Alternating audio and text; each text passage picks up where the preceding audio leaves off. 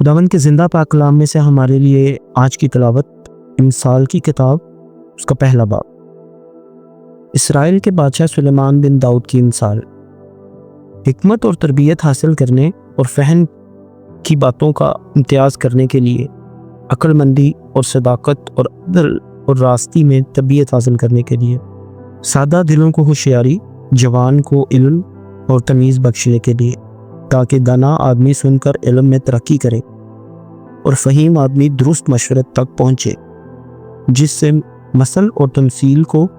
دناؤں کی باتوں اور ان کے معموں کو سمجھ سکے۔ خداوند کا خوف علم کا شروع ہے، لیکن احمق حکمت اور تربیت کی حقارت کرتے ہیں۔ اے میرے بیٹے،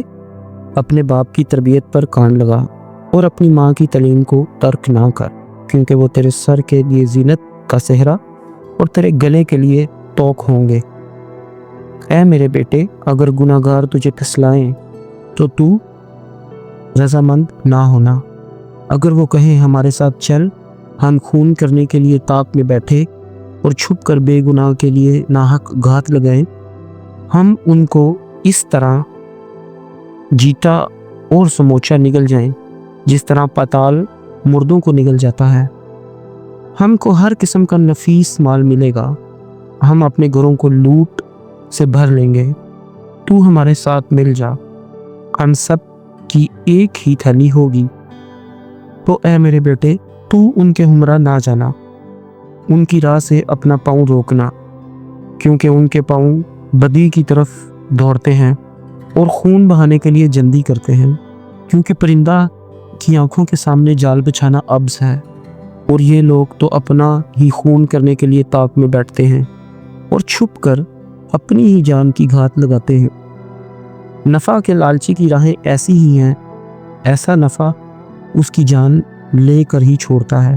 حکمت کوچہ میں زور سے پکارتی ہے، وہ راستوں میں اپنی آواز بلند کرتی ہے،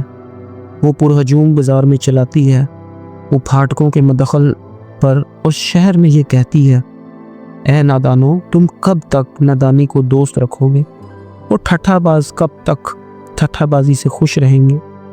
اور احمق کب تک علم سے عداوت رکھیں گے۔ تم میری ملامت کو سن کر باز آؤ، دیکھو میں اپنی روح تم پر انڈیلوں گی، میں تم کو اپنی باتیں بتاؤں گی۔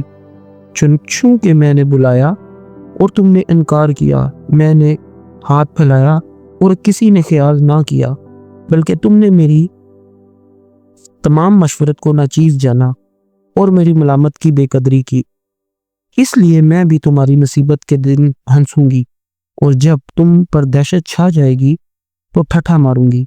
یعنی جب دہشت طوفان کی طرح آ پڑے گی اور آفت بگولے کی طرح تم کو آ لے گی، جب مصیبت اور جان کنی تم پر ٹوٹ پڑے گی، تب وہ مجھے پکاریں گے لیکن میں جواب نہ دوں گی، اور دل و جان سے مجھے ڈھونڈیں گے پر نہ پائیں گے، اس لیے کہ انہوں نے علم سے دعوت رکھی اور خداوند کے خوف کو اختیار نہ کیا۔ انہوں نے میری تمام مشورت کی بے قدری کی اور میری ملامت کو حقیر جانا۔ بس وہ اپنی ہی روش کا پھل کھائیں گے اور اپنے ہی منصوبوں سے پیٹ بھریں گے، کیونکہ نادانوں کی برگشتگی ان کو قتل کرے گی اور احمقوں کی فارغ البالی ان کی ہلاکت کا باعث ہوگی۔ لیکن جو میری سنتا ہے وہ محفوظ ہوگا اور آفت سے نڈر ہو کر اطمینان سے رہے گا۔ آمین۔